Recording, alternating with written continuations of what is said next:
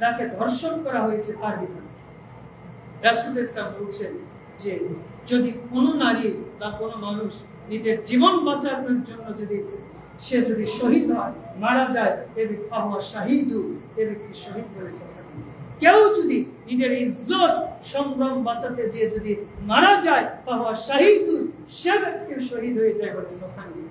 এই জন্য যেহেতু তাকে ধর্ষণ করা হয়, সে নিজের স্বেচ্ছায় ধর্ষণের শিকার হচ্ছে না।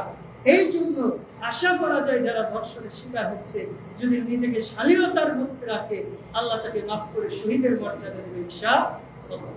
তো মূলত ধর্ষণকে হানাফি মাযহাবের মত অনুযায়ী যে তিন ভাগে ভাগ করা হয়েছে, একটা বল প্রয়োগ, একটা স্বাভাবিক জিনা, আর একটা হচ্ছে মান সম্পদ ধন সম্পদ নষ্ট। একটা জিনা বলতে স্বাভাবিক জিনা মানে একজন নারীর সাথে আমার অবৈধ সম্পর্ক আছে, এটা হচ্ছে জিনা, মানে এটা উভয়ের সম্মতি। আরেকটা হচ্ছে বল প্রয়োগ করে, যেটা ধর্ষণ করছে একজন হোক একাধিক জন হোক, যত মানুষ মিলে ধর্ষণ করবে সবাইকে ইসলামের আইন অনুযায়ী তাদের কতল করতে হবে। একজন নারীকে যদি 1000 পুরুষও ধর্ষণ করে 1000 পুরুষকে হত্যা করে। এরপর যদি তার ধন সম্পদ মানে নষ্ট করে ফেলে, তাহলে কি হবে? তাকে প্রথমত তাকে জরিমানা, যে ক্ষতি করেছে ক্ষতিপূরণ দিতে হবে। পাশাপাশি ইসলামের আইন অনুযায়ী যদি অবিবাহিত হয় 100 বিঘা হাত করে এলাকা থেকে তাড়িয়ে দিতে হবে, অথবা যদি বিবাহিত হয় ওকে রজম। মৌলিকভাবে এটাই হচ্ছে ইসলামের আইন। আল্লাহর কাছে দোয়া করছি, আল্লাহ আপনি আমাদের দেশ থেকে পৃথিবী থেকে জিনা ব্যভিচার এগুলো দূর করে দেন। আল্লাহুম্মা আমিন। আল্লাহ আপনি আমাদের সমাজে যারা এই সমস্ত জিনা ব্যভিচারের সাথে লিপ্ত রয়েছে এদের এই জিনা ব্যভিচার থেকে দূরে থাকার তৌফিক দান করুন। আল্লাহুম্মা আমিন। রাসূল ইসলাম বলছেন সালাতাতুন লা ইয়াকাল্লিমুল্লাহু ইয়াওমাল কিয়ামা ওয়া লা ইউযাক্কিহিম ওয়া লা ইয়ানজুরু ইলাইহিম।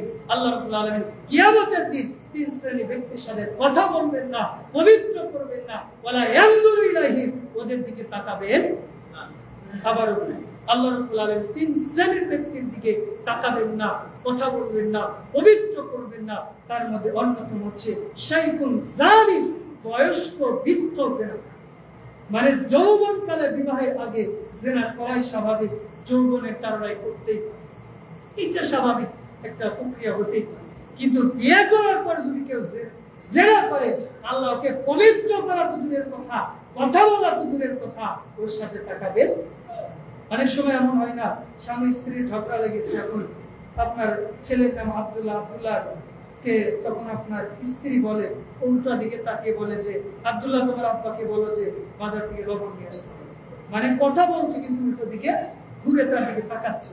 তার মানে আল্লাহ এতটাই রাগান্বিত হবে, তাকাবেন না, কথাও বলবেন না, পবিত্র